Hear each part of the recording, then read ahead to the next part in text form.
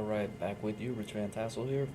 Getting right back into it here. Now we're doing our postseason all pro teams. Again, these are the winners. They've won my award. This isn't going to show up on anything but mine.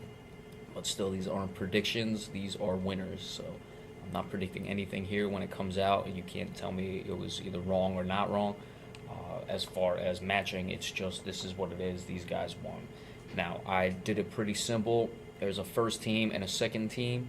It's, for example, wide receivers as well. There's only 2 wide receivers. I'm not including slot wide receivers. The only real thing is I have 2 defensive ends and 2 defensive tackles, and I have 2 outside linebackers and 2 inside linebackers. Now, you normally have 7, that equals 8 there, as you see. It's either a 3-4 or a 4-3. But since a variety of different teams play a different style, that's how we did it there. That's really the only caveat I have is it's a front 8, not a front 7 in this regard because of the 3-4 difference and the 4-3 difference. All right, we're going to start with offense. Obviously, our quarterback was Carson Palmer, the first team quarterback. I predicted him, or he not predicted him. He won my MVP award. Cam Newton, the runner-up, is in second place. That's how it has to go. We just discussed with the MVP consideration why Carson Palmer got number 1, why Cam Newton got number 2, being that they were the top 2 for the quarterbacks as well, or the top 2 in the MVP race. That's going to go 1 and 2 in quarterbacks. I can't give Cam Newton the first team All-Pro when Carson Palmer is the MVP. So there you have it. First team Carson Palmer, second team Cam Newton. For running backs, my first team was Adrian Peterson, league's leading rusher. My second team was Doug Martin from the Tampa Bay Buccaneers. It was very interesting. I was looking at the statistics right before I came in. I think Darren McFadden was 4th in the total rushing yards. These guys, neither one of these two got to 1,500 yards. And Darren McFadden, I don't even think, got to 1,100. I would also like to give note, an honorable mention, so to speak, to Chris Ivory, who I think had a very productive year. The first time he went over 1,000. I was tempted to put him on. He did share some of the carries with Bilal Powell. I think that affected his numbers, but Doug Martin also shared a lot of carries, so that's why Doug Martin got the second team over Chris Ivory. My fullbacks, John Kuhn from the Green Bay Packers is the first team. Marcel Reese from the Oakland Raiders is the second team. Kuhn, much more of a blocker. Not to say Marcel Reese can't block, but Marcel Reese is an actual weapon, so to speak, on the offensive end with John Kuhn, who does catch touchdowns here and there. But he's much more of a blocker. Marcel Reese will run the ball. He will also catch the ball out of the backfield. My tight ends, Rob Gronkowski of the New England Patriots is the first teamer, and Delaney Walker, a nice bright spot for a really poor Tennessee Titans team, was the second team selection. Delaney Walker went over 1,000 yards. He was obviously Marcus Mariota's favorite target this year, the young quarterback, so he really helped Marcus Mariota along. So Delaney Walker, hats off to him to be able to get an offensive All-Pro nomination for the second team. All right, my wide receivers. My first team, number 1, is Antonio Brown of the Pittsburgh Steelers. Number 2, maybe a bit controversial, may come to a surprise to some people. I gave it to Brandon Marshall of the New York Jets. Our second team, we'll go back to Brandon Marshall in just a second. My second teamers was Odell Beckham Jr. of the New York Giants. Sensational year for him. Had to give him his love.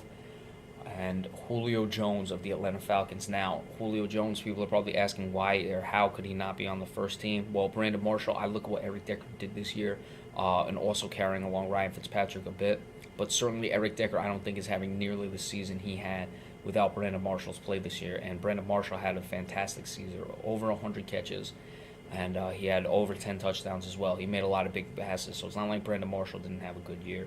Antonio Brown, obviously spectacular as well, and that's why he made the first team. Guy was just impossible to stop. So was Julio Jones, don't get me wrong, but that team faded fast at the end of the year, and they also like to throw the ball a ton in that offense. All right, the 2 tackles. I didn't do left or right tackle. I should have specified that earlier. It's just tackles. There's 4 guys who made the teams, 2 for the first team, 2 for the second team. The first teamers are Andrew Whitworth of the Cincinnati Bengals, and the other tackle on the first team is Joe Thomas of the Cleveland Browns. Joe Thomas has always been a very good pro. It's a real shame that he's wasting away there in Cleveland, but He got the first team along with Whitworth. My second team, Tyron Smith of the Dallas Cowboys and Ryan Schrader of the Atlanta Falcons. Tyron Smith, a disappointing year for that whole team. He played well. You're going to hear more about the Cowboys' offensive line for the All-Pro teams. Ryan Schrader, despite Atlanta fading fast, he certainly played well as well down there in Atlanta. All right, my centers. First team, Travis Frederick of the Dallas Cowboys. Frederick had a very good season for a disappointing team. I think he played a lot better than Tyron Smith did. And Joe Berger of the Minnesota Vikings. It was close for me on this one. People will probably call me a biased or a homer or whatever for giving it to the Cowboy above Joe Berger. I've looked at where some of the other guys were leaning on this. That's actually why I went with Travis Frederick instead of Joe Berger. A lot of the other people I saw how their votes were going to go, they had Travis Frederick. So you can knock me for being a Cowboy fan. That's fine. Certainly I can't deny that they may have played a role, but I speak from the truth when I looked at other voting, and that's where I went with Travis Frederick. And then the two guards, again, not a left guard and a right guard, just four guards made it, two for the first team, two for the second team. My first team was Josh Sitton for the Green Bay Packers. My second team was Evan Mathis of the Denver Broncos.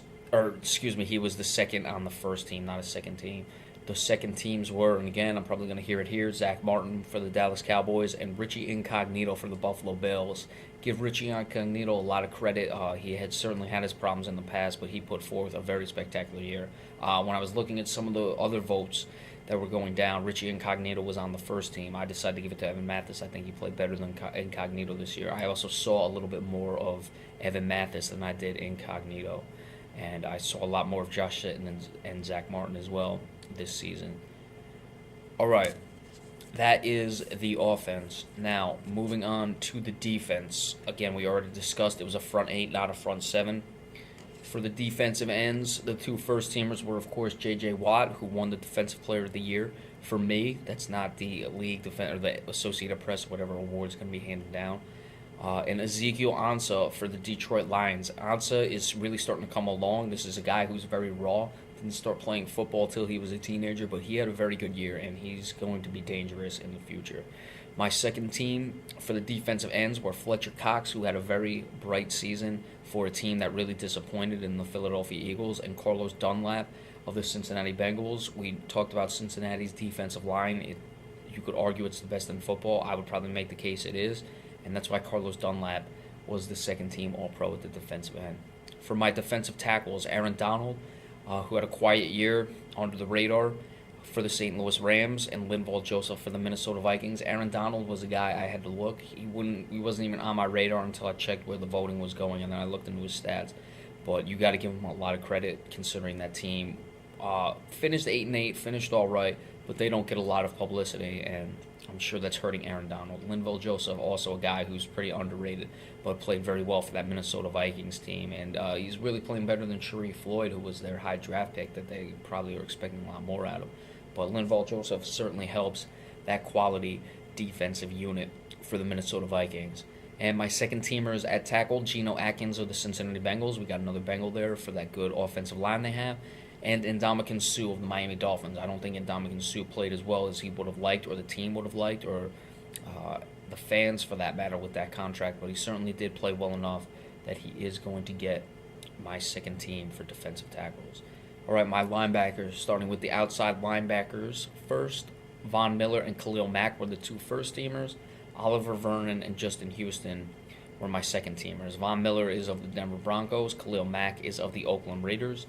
Oliver Vernon plays for the Miami Dolphins, and Justin Houston plays for the Kansas City Chiefs. Khalil Mack had, I believe it was a 6-7 sack game earlier in the year. He's certainly coming along, showing that improvement for the Oakland Raiders. They faded off a bit at the end, but that team certainly has a lot to build with. Von Miller, always spectacular. He's dangerous, and you could make the case he's the best pass rusher in the league. I think J.J. Watt does a little more on the defensive side of the ball than just pass rush, which is why I would probably give it to Von Miller, but certainly an argument could be made for J.J. Watt. Justin Houston, again, another underrated, or I shouldn't say underrated, just unheralded, because he plays out in Kansas City. They don't get a lot of publicity. He's really put together a solid pro career for himself, and that's why he is getting the second team nod. Inside linebackers, Luke Kuechly of the Carolina Panthers and Anthony Barr of the Minnesota Vikings are the first teamers. Sean Lee of the Dallas Cowboys, David Harris of the New York Jets are the second teamers. Kuechly is very good. I don't think he gets the publicity he should deserve. He does get a lot, but Cam Newton really draws all the attention with that team. And Kuechly really flies under the radar there, but he's very good, and he's the best player on that very good defense that's going to carry the team. I shouldn't say best player because you can argue Josh Norman. He's the anchor of that defense. Anthony Barr is a guy who's really coming into his own. Look out for him. We discussed him in the season preview that he is going to be a force to reckon with for many years to come. Sean Lee coming back off this injury. Again, one of the few bright spots for the Dallas Cowboys this year was Sean Lee. He certainly came along, stayed relatively healthy. And David Harris for the New York Jets, a guy who I think is very underrated.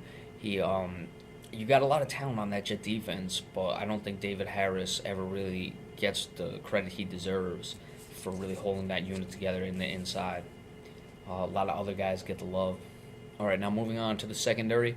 Our cornerbacks, our first-team cornerbacks are Josh Norman of the Carolina Panthers, Patrick Peterson of the Arizona Cardinals. Patrick Peterson, you didn't really hear much about him, but that's usually a good thing for a cornerback because it means he's not getting beat and he's shutting down the wide receiver of the other team, so there's really no action coming his way.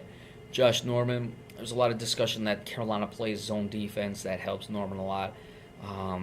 Okay, yeah, I'll buy it, but I think Josh Norman's spectacular. That's why I gave him the first team nod over the two second-teamers.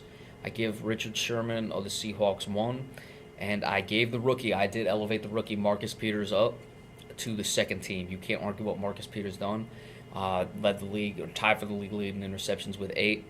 And he is going to be a star in this league for the future to come. Congratulations to Marcus Peterson, the rookie, getting on the All-Pro team. I believe he's the only rookie I had. Our safeties, our starters, our first teams are Harrison Smith of the Minnesota Vikings, another guy who's very underrated, finally getting the love he deserves. Plays very well on the back end of that secondary. They don't have the greatest corners, so they really need a guy like him. Terrence Newman will also take a lot of chances. He's the one of the cornerbacks. He plays well, but he will take chances, which means your safety has to be reliable on the back end, and they have that with Harrison Smith. Tyrann Mathieu of the Arizona Cardinals, that is. Unfortunately, he went down at the end of the season, but he's really developed into a nice pro. He's one of those tweener guys between safety and cornerback, and can do a lot, especially in this new age offense where they run a lot of receivers, a lot of slot guys, tight ends, all those things. So Tyrann Mathieu, congratulations to him. I'm sure it comes on a bit of a somber note because he's done for the season with an injury, but he was the first teamers. My second teamers were Kirk Coleman of the Carolina Panthers and Malcolm Jenkins of the Philadelphia Eagles. Jenkins, another guy, you never question this guy's professionalism. Played very well for the Philadelphia Eagles this year. Again, a bright spot on a poor team. Give him a lot of credit. And Kirk Coleman was very good, returned a few picks for touchdowns, had a good amount of interceptions, and was solid on the back end of that Carolina Panthers secondary. And all right, my special teamers, my kickers were first team Steven Gostkowski. The guy just never misses.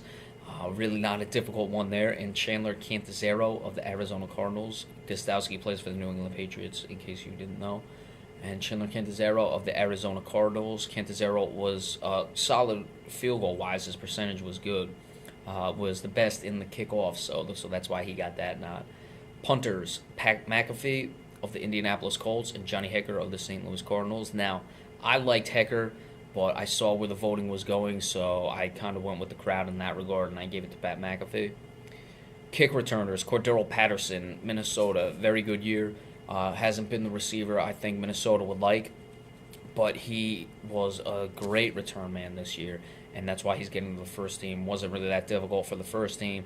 The second teamers, it was a bit more difficult. I gave it to Amir Abdullah of the Detroit Lions. This was a guy who had some big returns, had a big one against the Green Bay Packers, I believe it was, and that's why he made the second team. Punt returns, Jarvis Landry of the Miami Dolphins. I give him a lot of credit. He's a guy who can do a lot of things on the football field, and he's dangerous when he catches the ball. And second team for the punt return, give this guy a lot of credit. He's doubling up. Only player to do that for my All-Pros, and that's Antonio Brown of the Pittsburgh Steelers. He was a first-team wide receiver. He's a second-team punt return guy. So much respect to Antonio Brown for achieving that feat. Very, very happy for him. My special team player, just a guy who does very well on the special teams, Arizona Cardinals, Justin Bethel was number one. Now, if you're going to kill me for being a homer, this is the one to do it. I gave it to Byron Jones of the Dallas Cowboys, the rookie who played very well. Oh, so he is the only other rookie outside of Marcus Peters to make the list. But I did give it to him. Was very good on the defensive side. This was more out of respect. He certainly learned a lot, I believe, playing on punt return coverage early in the year. And that's what kind of springboarded him the rest of the year, because that's where he was getting most of his minutes early on in the season.